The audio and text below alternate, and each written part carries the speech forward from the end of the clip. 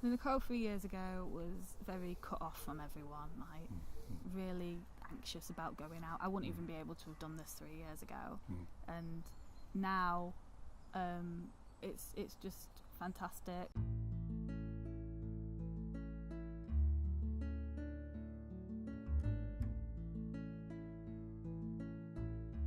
Nicole Cowell grew up in a family with two brothers who had special educational needs.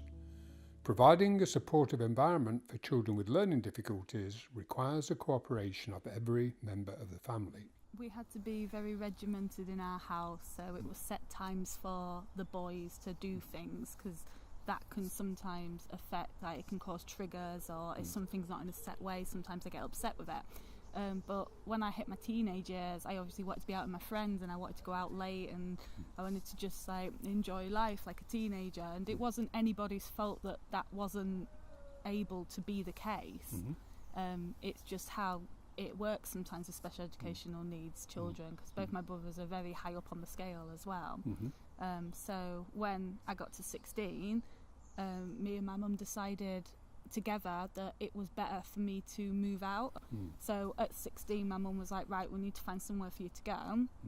And that's when the foyer came in. So I rung them up, and within a couple of days we were like, yeah, we got you a space, you can come in, you can come and live here. The foyer is basically a youth hostel for 16 to 25 year olds to go when you're not talking to your parents or for whatever reason you've had to move out. So the purpose of the foyer is to give young people an opportunity to have a better and more positive future. We try and help someone in a positive way, so that could be through training, education, getting into work. We identify their needs on entry. A lot of people come to us through homelessness, family breakdowns, and this is a 2-year stay for a young person to be with us as well.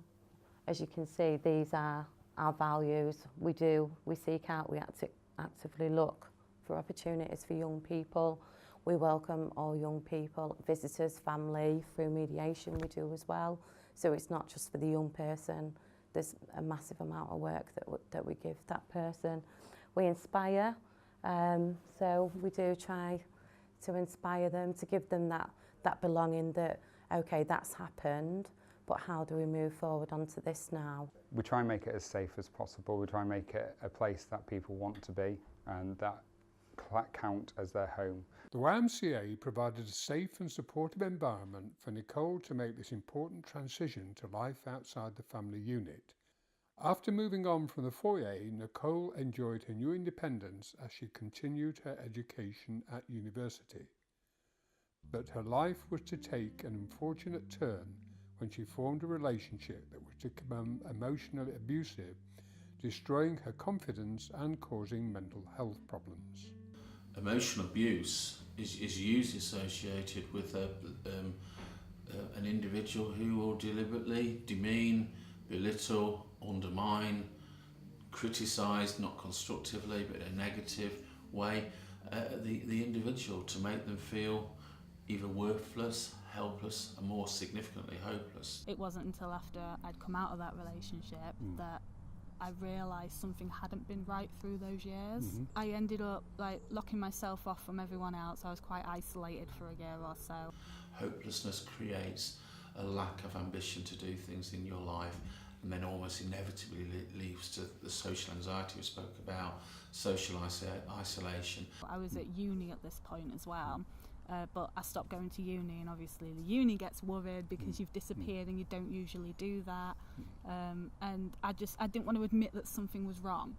Sean started coming round, and we started talking, and he was like, no, you've got to go to the doctors, we've got to find out if you're okay. And I got there, and I thought they were going to be like, oh, we don't know what it is, we've no idea, blah, blah, blah. And I went in and explained what had happened, and they were like, yeah, we know what's happened. And you were diagnosed? I was diagnosed with a high social anxiety disorder. I started counselling. They put me on medication to try and help the anxiety. They put me on beta blockers first. They didn't work. They made me really, really ill. So they changed it over. and what I'm on now is absolutely fantastic. But the thing that made a big difference to your life in all sorts of ways was your involvement with Ignite. It was, yes, yeah. My best friend Victoria, who I've known for 11 years, she works, I think it's like 12 now, gosh. She works as part of the Ignite project. The idea of Ignite, young people come to us with their own projects and we learn to do them projects ourselves whilst helping them through things that they might not have thought of, so risk assessments, licensing, sort of more the boring side of it, but the stuff that you need. The Ignite programme is a 3-year funded project through the big lottery based at Voluntary Action North East Links.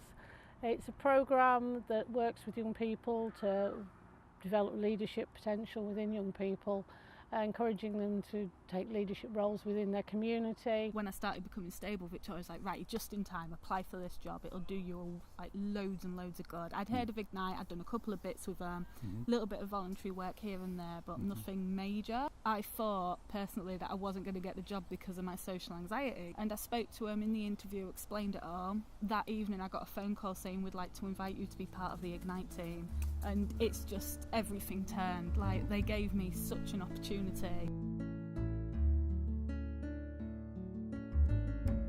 I've been involved with Sean's Long Strip project. Me and him set it up and went to the meetings and things like that. It is mainly Sean's, but kind of like a co-person in the background. I set up a Halloween event to raise money for Counting Hope, which is an organisation that we work closely with. Me and a co-worker have just done a beach fun day at the end of August for young people to come and try out different sports in our area. Nicole's time with Ignite is now coming to an end as she begins a new career that is close to her heart.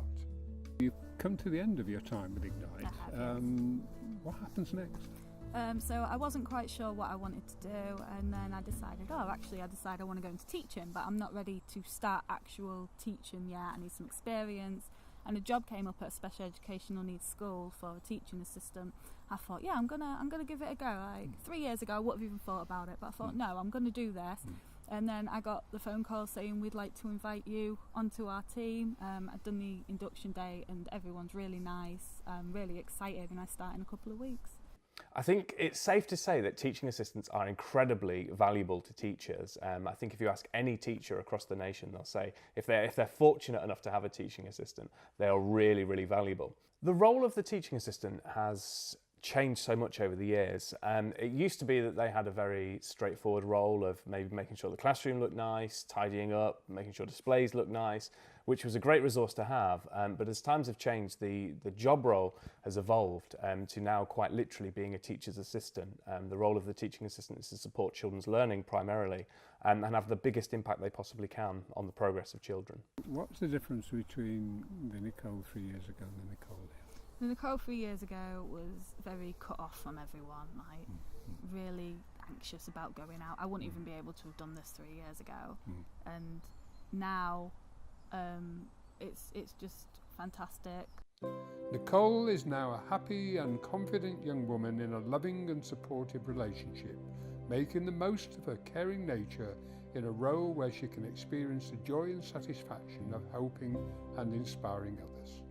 If you have been affected by any of the issues raised in this programme, you can get help from your GP, or you can contact the Samaritans on 116 123. If you have an idea for a project that can help your local community, call the Ignite team at Voluntary Action North East Lincolnshire on 01472 231 123.